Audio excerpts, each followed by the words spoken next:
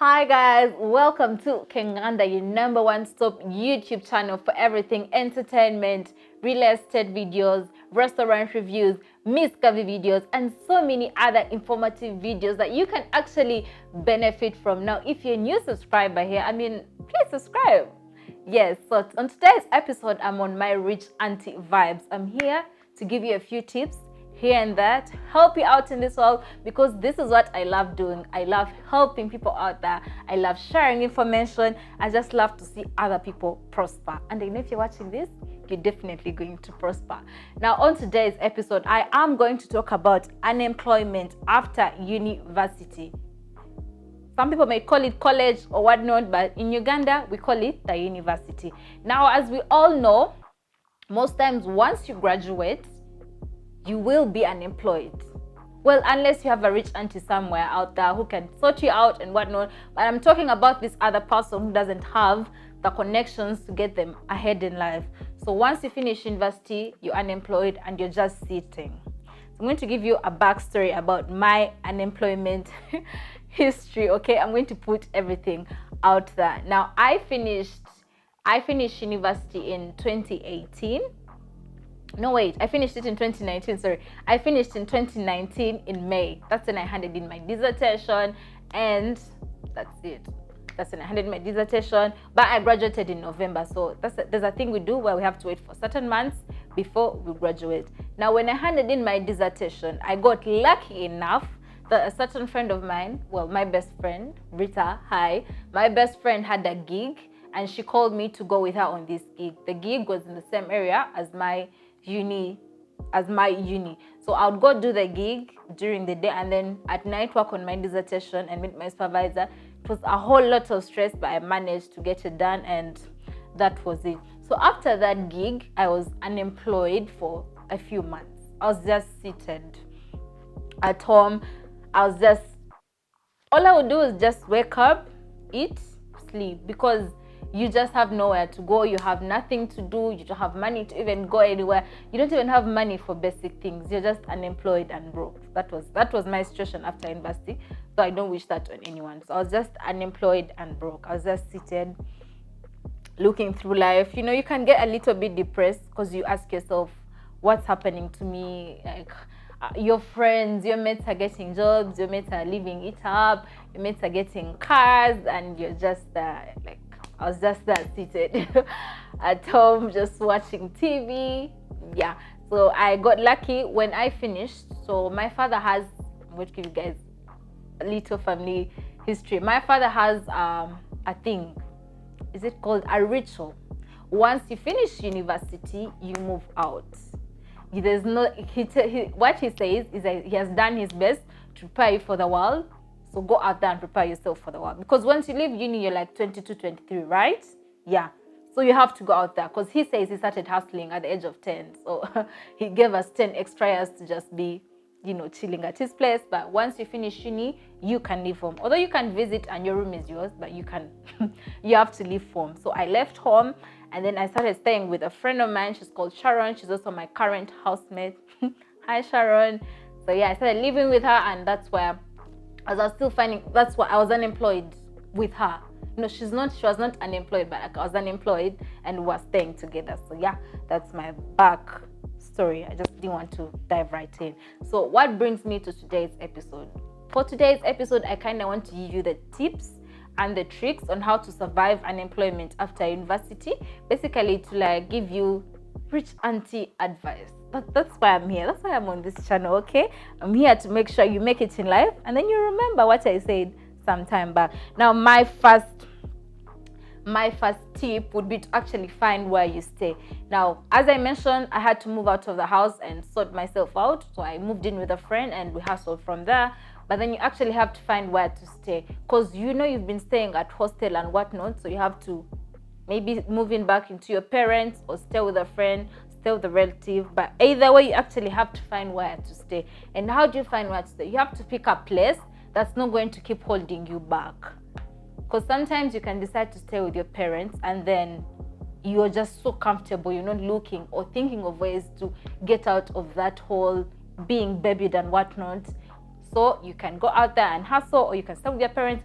It's always up to you to do what it is that you want. Some people stay with their parents and they make good money, they save up, and they're actually motivated to do more and do better. But it's up to you to find out what to say, but make sure the place you're picking is a place that's going to push you and motivate you to do better.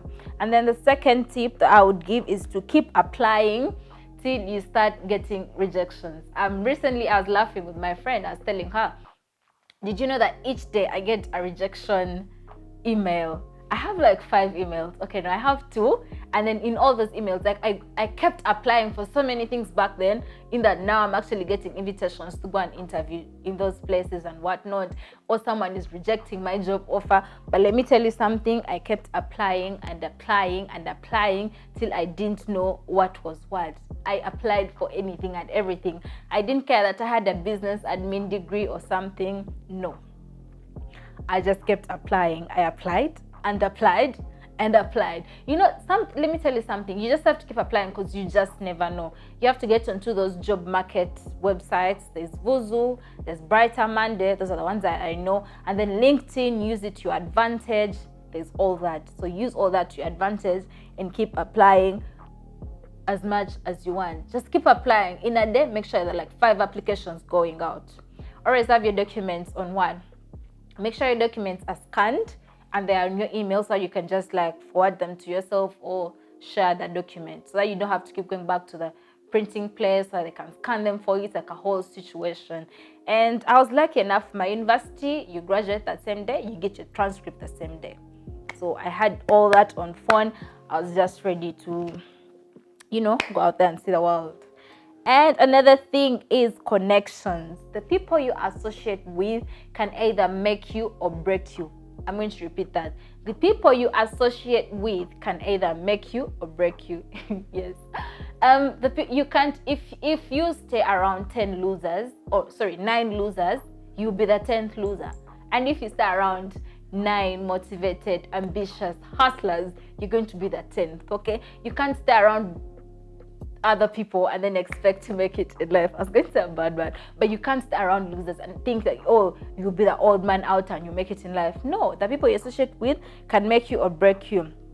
And on top of that, your connections. I do have a group, Baby Steps. Hi, Baby Steps. It's called Baby Steps because we are a group of young people who have ideas and want to build each other. So in that group, every day, at least someone is sending a document on where to get funds from. Maybe you have a business idea and you want to be funded.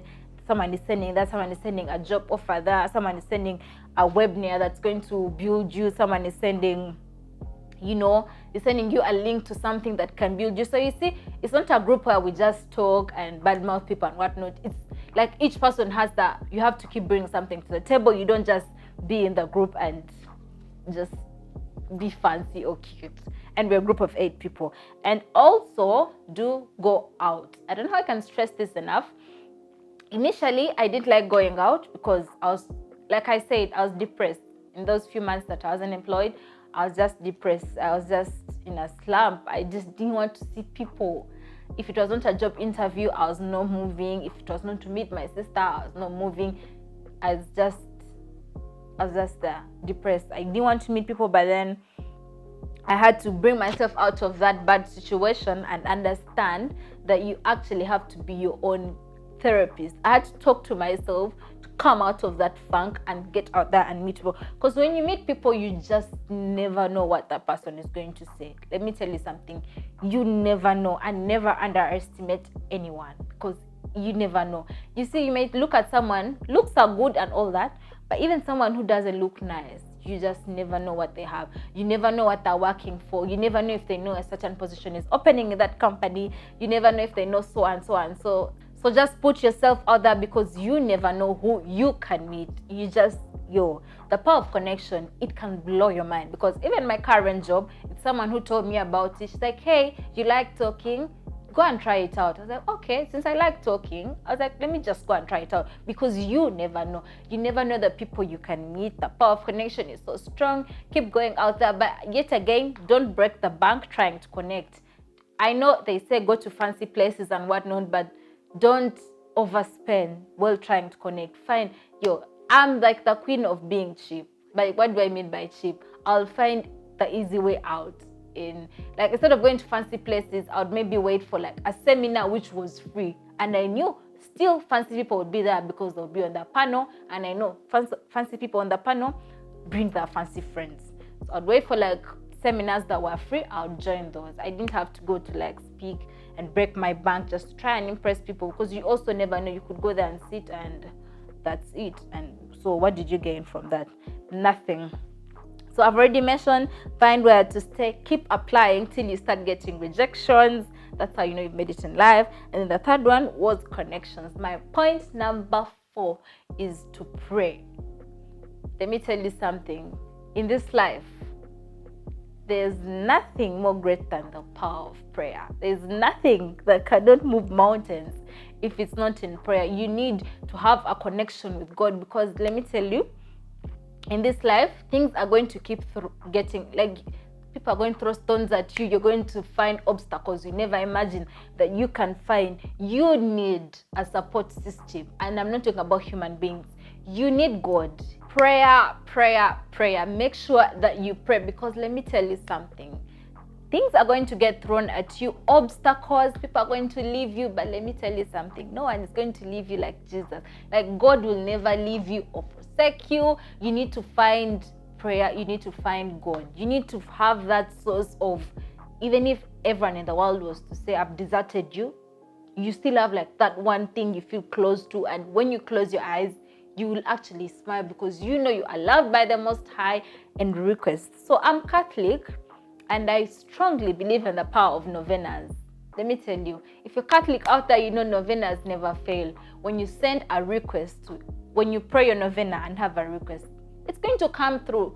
Also, prayer without faith is nothing. So you have to pray and believe. And not every prayer you're making is to just ask for things. You have to pray and also praise God for the blessings you've already received. So prayer is so important. Unemployed, employed, wherever you are, prayer is important. Now, moving on to my next one, find other things to do. So we are living in a society, in a country, let's start with Uganda. We are living in a country where it's a white collar job, like finish a degree, you work in this office, you work in that office, but that's not usually the situation.